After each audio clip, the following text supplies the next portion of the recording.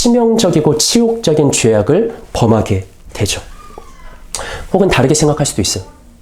신하로부터 그 여자는 우리아의 아내 밧세바가 아닙니까? 라는 질문을 들었을 때 다윗이 잠깐 고민했을 수도 있죠. 순간 양심의 가책을 받아서, 마음의 찔림을 받아서 잠시 고민하고 갈등했을 수 있어요.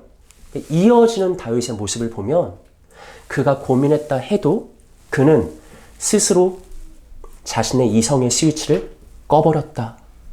그 말을 부정하며 자기의 욕망에 충실했다라는 것을 알 수 있습니다. 다윗은 하나님의 경고, 우리아의 아내 밧세바가 아니냐?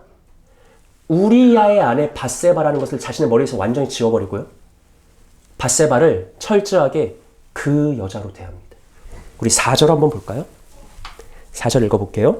시작. 다윗이 전령을 보내어 그 여자를 자기에게로 데려오게 하고 그 여자가 그 부정함을 깨끗하게 하였으므로 더불어 동침하매 그 여자가 자기 집으로 돌아가니라. 아멘. 이 4절은요. 굉장히 다윗과 밧세바의 만남을 기계적으로 묘사해요. 밧세바라고 언급하지 않고 철저하게 그 여자라고. 다윗의 내면에 대한 반향이거든요. 다윗은 밧세바를 그냥 그 여자로 인식하는 거예요. 자신의 욕망을 해소할 그 여자. 다윗이 전령을 보내 그 여자를 자기에 데려오게 하고 그 여자가 부정함을 깨끗하게 했으므로 더불어 동침하고 모든 일이 마무리되자 그 여자는 집으로 돌려보내고.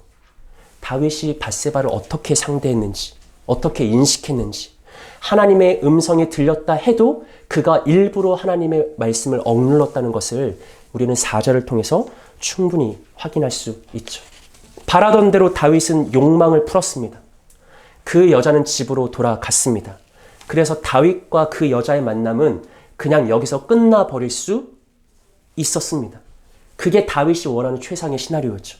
그런데 바로 그때 누구도 예상치 못했던 한 가지 일이 발생합니다. 5절 말씀 합독합시다. 시작. 그 여인이 임신하매 사람을 보내 다윗에게 말하여 이르되 내가 임신하였나이다. 아멘. 성경에 뭐라고요? 그 여인이 임신하매 내가 임신하였나이다. 그럼 다윗은 하나님의 음성이 들려도 그 여자는 우리아의 아내 밧세바가 아니냐라는 경고의 음성이 들려도 그거를 애써 억누르면서 그냥 그 여자, 철저하게 그 여자로만 상대했어요. 그리고 끝날 줄 알았지. 그런데 그 여자가 임신하매 내가 임신하였나이다. 더 이상 다윗은 밧세바를 그 여자로 상대할 수 없는 거예요. 이제 밧세바는 다윗에게 어떤 사람이 된 거예요? 우리아의 아내 밧세바가 된 거예요.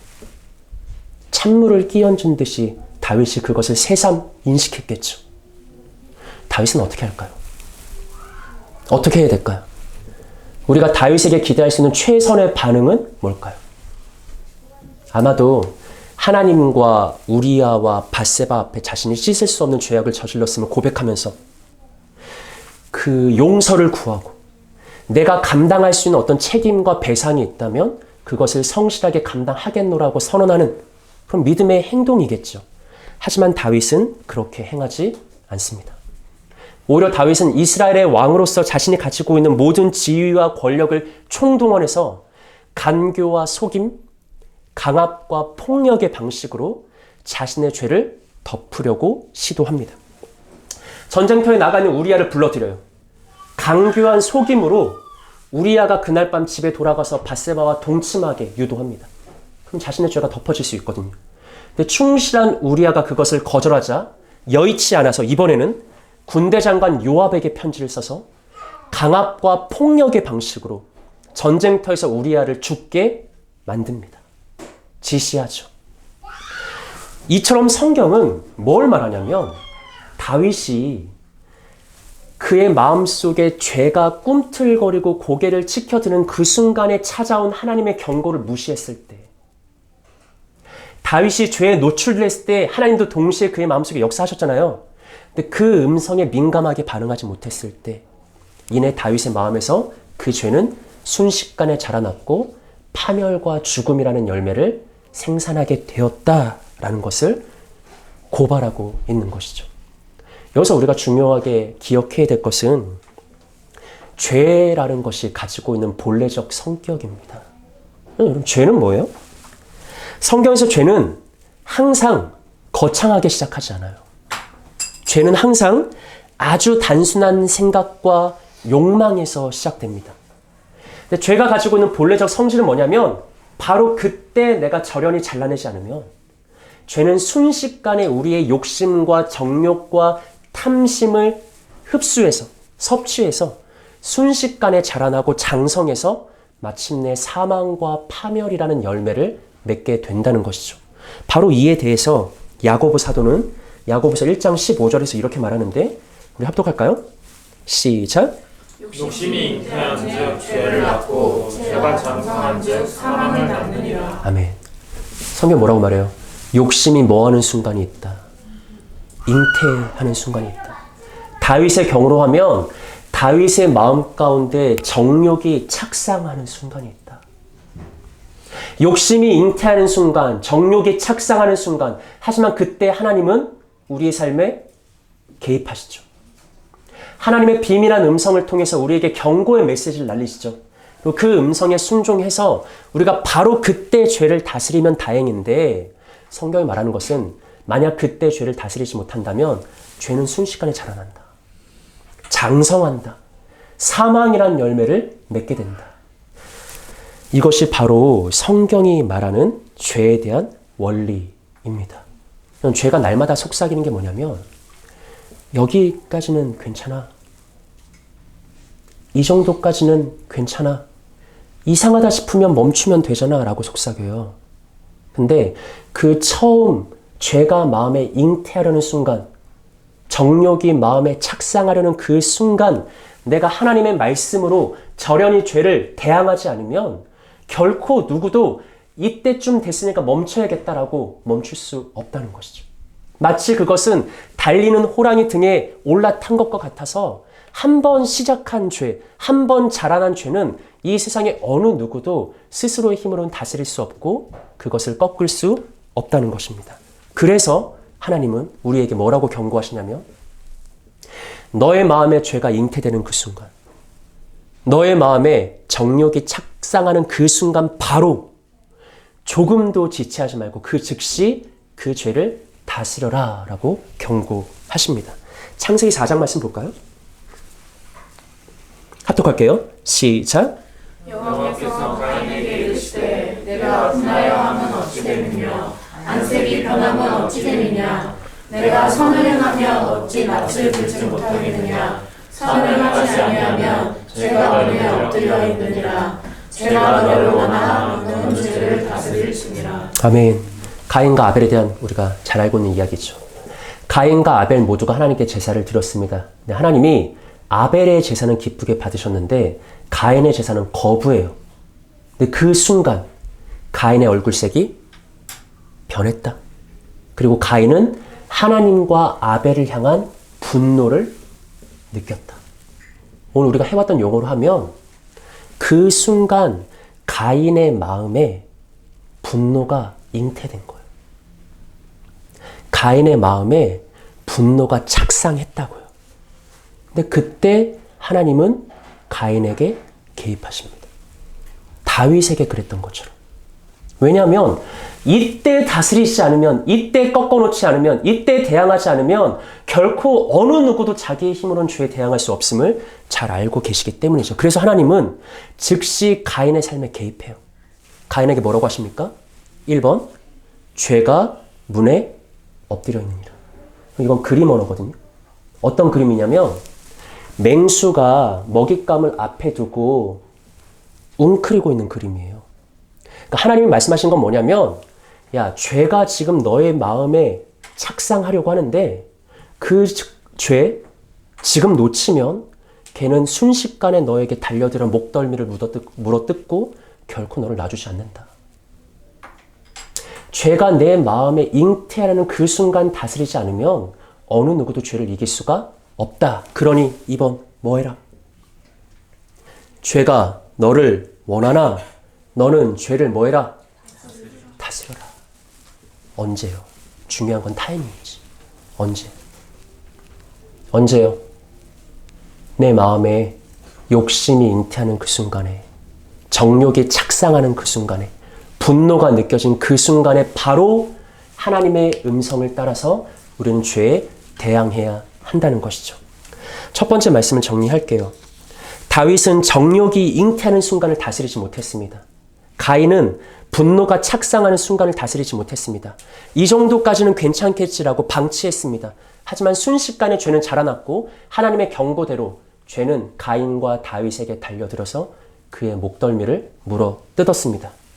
동시에 우리가 기억해야 될 것, 그리고 우리가 가질 수 있는 소망은 뭐냐면 가인의 경우나 다윗의 경우나 죄가 그들의 마음속에 잉태하고 착상하려는 순간은 동시에 어떤 순간이었다? 하나님이 개입하시는 순간이다. 하나님의 그들에게 죄 억제의 은혜를 베풀어 주시는 순간이다. 하나님의 음성이 내 마음속에 동시에 들리는 순간이다라는 것이죠. 하나님은 우리를 홀로 내버려 두지 않습니다. 하나님은 결코 우리가 죄라는 거대한 대적과 홀로 싸우는 것을 허용하지 않습니다. 잘 들으세요.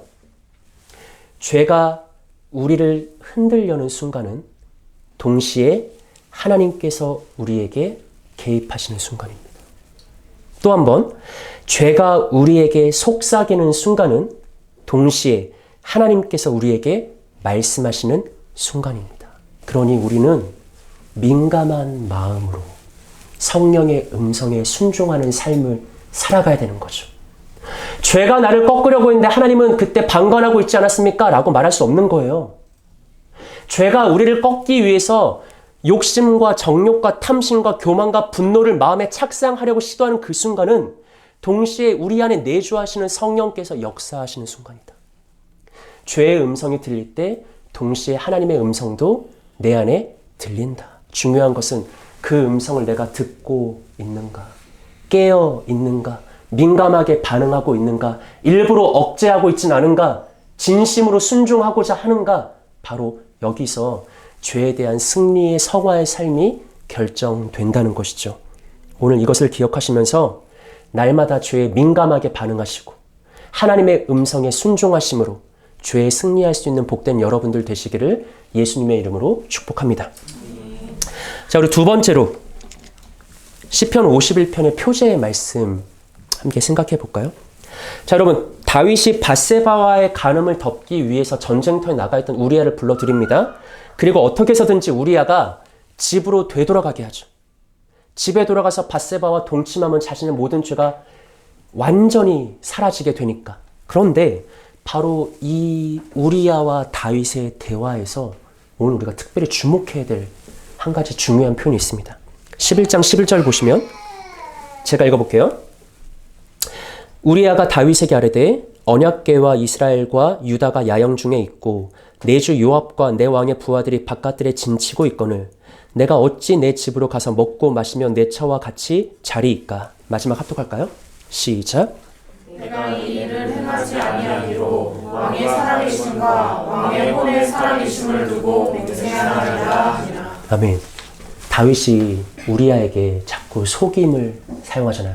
집으로 돌아가라. 밧세바와 동침해라. 이걸 유도하잖아요. 근데 충직한 우리아는 그것을 절연히 거부하면서 나는 결코 나의 주와 나의 친우들과 나의 전우들이 전쟁터에 있는 이때에 한가로이 집에 가서 아내와 동침할 수 없나이다라고 맹세하죠. 우리가 주목해야 될 것은 그 우리아의 맹세의 근거가 뭐냐는 거. 우리아가 뭐에 근거해서 맹세하고 있죠? 왕의 살아계심과 왕의 혼, 히브리어 네페시거든요. 네페시의 살아계심.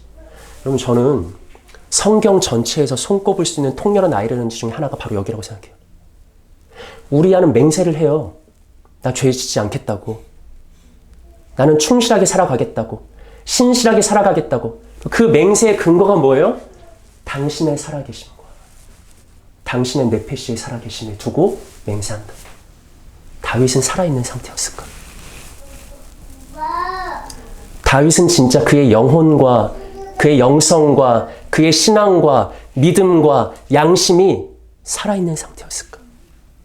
아이러니죠. 우리아는 다윗의 살아계심을 두고 맹세하며 죄를 멀리하지만 정작 다윗은 살았다 하나 실제로는 죽은 자요. 깨어있다 하나 실제로는 깊이 잠든 자라. 하나님의 음성에 둔감하며 하나님의 말씀을 억지로 누르고 자신의 욕정과 정욕에 충실한 삶을 살았다라는 것이죠. 저 오늘 설교 제목을 이렇게 정했어요.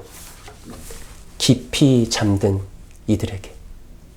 깊이 잠든 이들에게. 누구예요? 다윗이죠. 하지만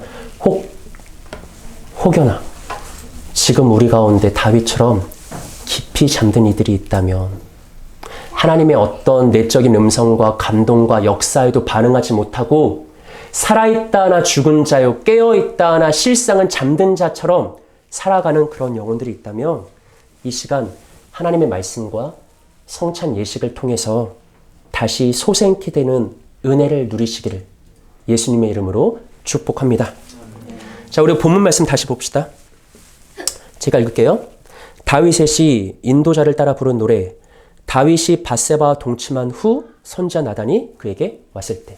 이 표제 말씀을 두 가지 관점으로 생각해 보려고 해요. 첫 번째는 이 표제 말씀을 시잖아요. 그러니까 우리가 이게 시로 봐야 되거든요. 시적 표현으로.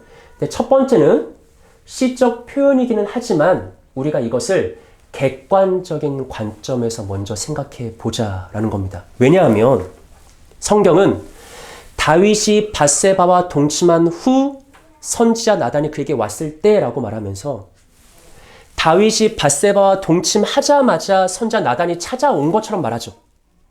이건 시적 표현이어서 그래요. 근데 실제로는 다윗과 밧세바의 동침과 선지자 나단의 방문은 그 사이에는 결코 짧다고 할 수 없는 긴 시간적 공백이 존재합니다. 사무엘하 11장 27절을 보시죠. 제가 읽어볼게요.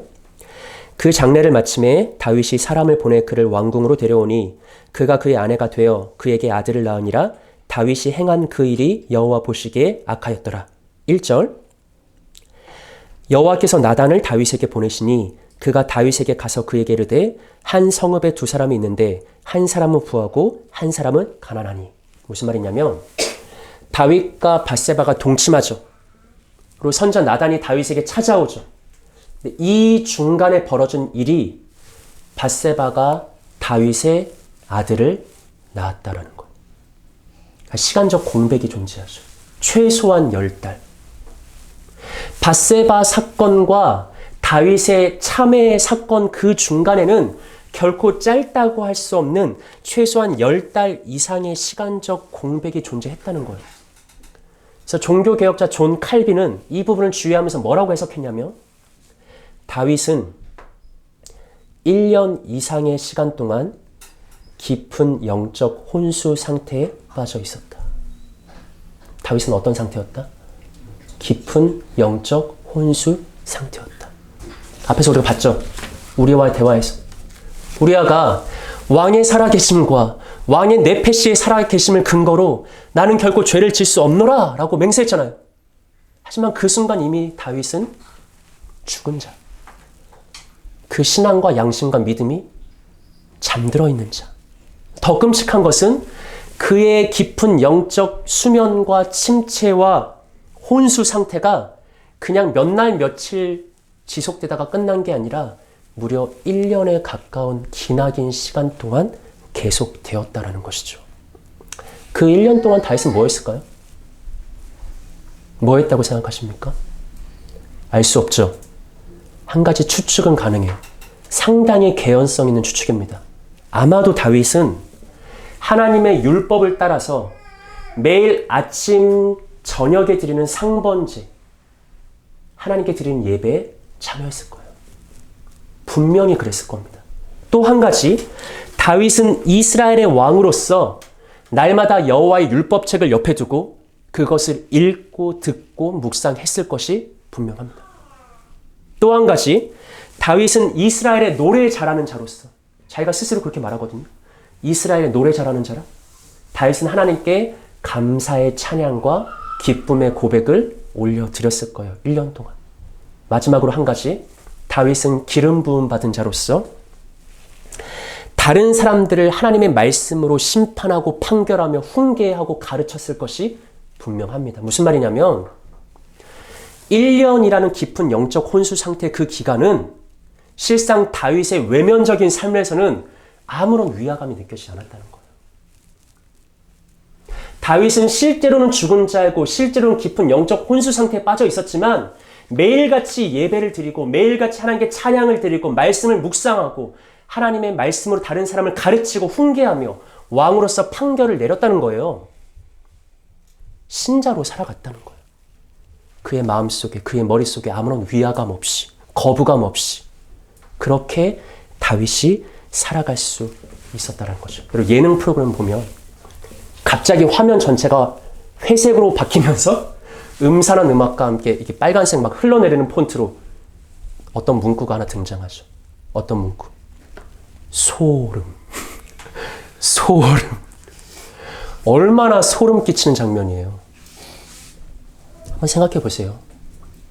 다윗은 이미 밧세바와 동침한 그 순간 영이 죽었고 마음이 깊은 혼수 상태에 빠져 있었는데 그것을 1년 동안 아무렇지 않게 예배에 나가고 찬양을 부르고 눈물도 흘렸겠지. 말씀을 묵상하고 신자로서의 외적인 종교 생활을 너무나 무리 없이 감당했다라는 것이죠.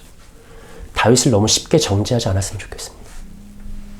다윗이 특별히 못난 사람이어서 그런 게 아니라 사실 이것은 오늘날 우리들의 삶 속에서도 여전히 반복되고 있는 비참한 현실이기 때문에 그렇죠. 우리가 실제 그것을 인식하지 못하고 있을 뿐이지 오늘날 교회 안에도 그의 영은 죽어있고 그의 마음은 잠들어 있지만 그러면서도 그것이 하나 이상할 것 없어 예배와 찬양과 기도와 신자로서의 외적인 삶을 얼마든지 거룩하게 성실하게 감당하고 있는 하지만 실제로는 잠들어 있는 영혼들이 있다라는 것이죠. 어떻게 그게 가능한가? 어떻게 죽어있는데 살아있는 척을 할 수 있는가? 어떻게 잠들어 있는데 깨어있는 척을 할 수 있는가? 성경이 말하는 것은 얼마든지 가능하다는 거예요. 왜냐하면 그것이 바로 죄가 가진 권능이죠. 여러분, 죄는 기만과 속임의 명수입니다. 죄의 기만은 나를 속이고 이웃을 속여요. 나는 실제로는 죽은 자요, 실제로는 잠들어 있는 자지만 죄의 지배를 받게 되면 그것을 아무런 문제 없이 소화합니다.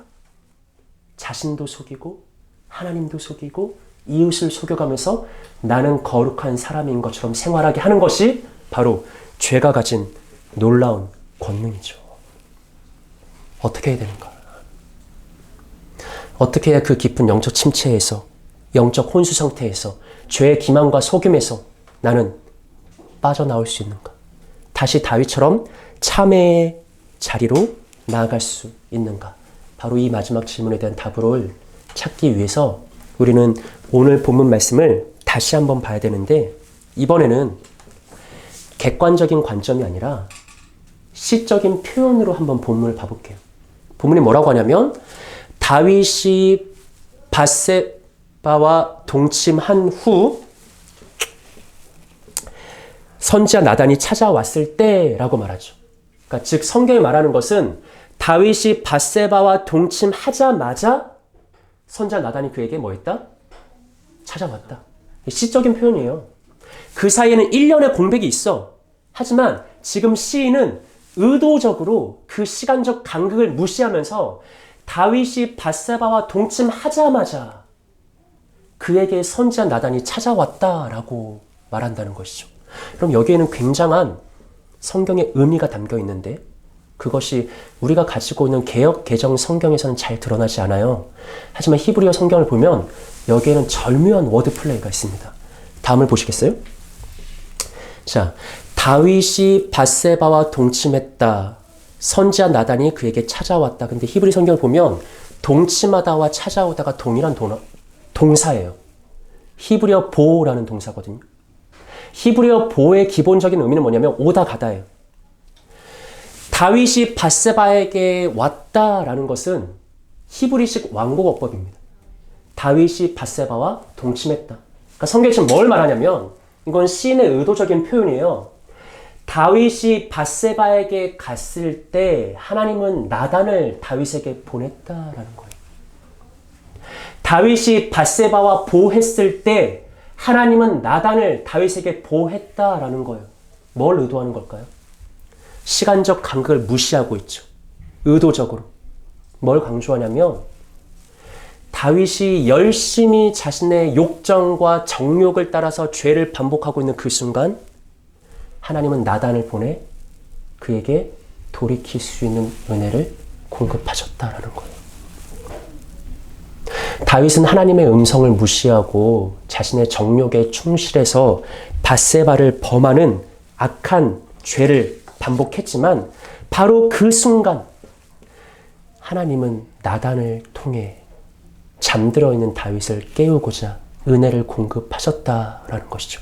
오늘 우리가 계속해서 확인하게 되는 건 뭐냐면 가인의 마음에 분노가 착상하자마자 하나님은 동시에 하나님의 일을 행하십니다. 다윗의 마음에 정욕이 잉태하자마자 하나님은 하나님의 일을 행하십니다. 다윗이 밧세바와 동침하자마자 하나님은 나단을 보내 그에게 참회의 기회를 제공하십니다. 다윗이 돌이킬 수 있었던 것은 무엇으로 인함입니까?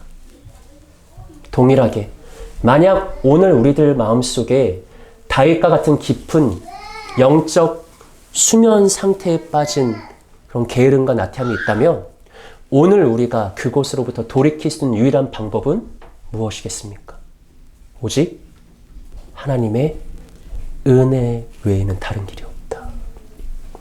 내가 죄에 노출됐을 때 개입하신 하나님의 은혜, 죄가 내 마음에 착상했을 때 개입하신 하나님의 은혜, 심지어 내가 죄에 몰두하고 있고 죄를 즐기고 있는 그때에도 나를 돌이키기 위해서 보내신 하나님의 은혜, 그 은혜 외에는 죄에서 나를 건질 자가 없다라는 것을 기억하셨으면 좋겠습니다. 복음서를 보면 예수님이 이제 몇 시간만 지나면, 며칠도 아니에요. 몇 시간만 지나면 나는 예수를 모릅니다. 나는 예수를 저주합니다. 라고 끔찍한 죄악을 저지르게 될 베드로를 향해서 몇 시간 전에 이렇게 말씀하시는 장면이 있습니다. 누가복음 22장 한번 합독할까요? 시작. 시몬아 시몬아 보라 사단이 너희를 밀가부르듯 하려고 요구하였으나 그러나 내가 너를 위하여 내 믿음이 떨어지지 않기를 기도하노니 너는 돌이킨 후에 내 형제를 돕게 하라. 아멘. 1번을 보시면 예수님 뭐라고 하시냐면 사단이 너희를 밀가부르듯 하려고 요구했다라고 말하죠. 예전 개역 한글 성경은 사단이 너희를 청구했다라고 번역했어요. 그러니까 죄가 우리를 청구한다는 거예요. 나에게 달라고. 내가 데리고 놀겠다고. 죄가 끊임없이 우리에게 청구한다는 거죠. 죄가 베드로의 마음에 잉태하려는 거예요.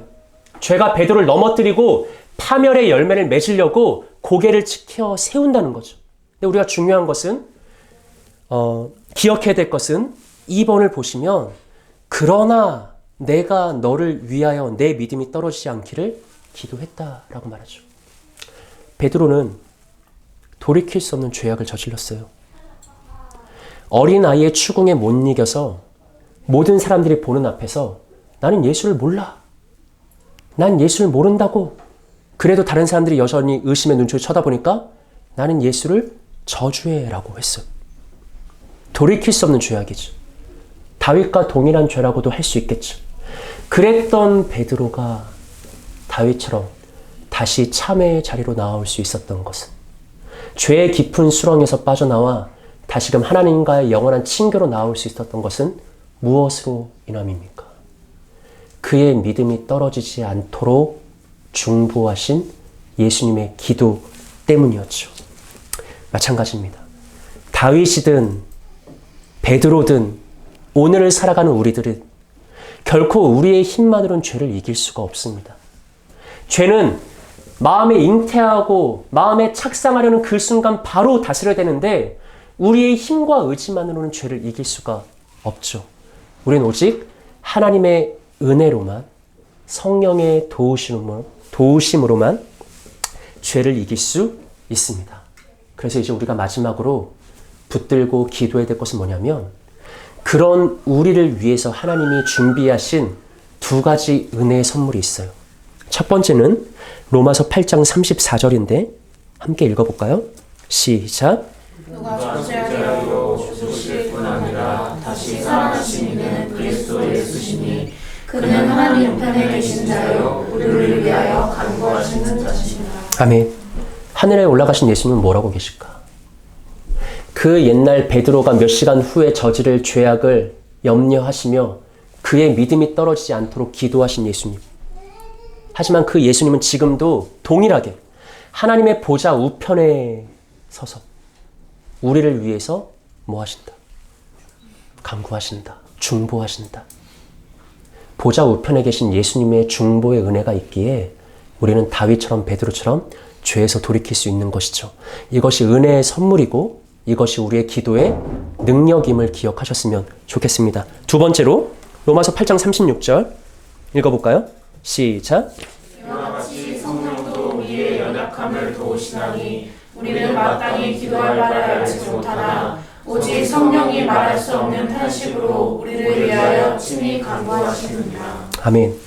예수님은 하나님 보좌 우편에서 우리를 위해서 중보하시고 성령님은 우리의 마음 안에서 영혼 안에서 마땅히 빌 바를 알지 못하는 무지한 우리들을 위해서 기도하시고 간구하시고 중보하신다. 이 두 가지 하나님의 선물이 있기에 하나님의 은혜가 있기에 우리는 죄에 대항할 수 있고 죄에 승리할 수 있는 것이죠.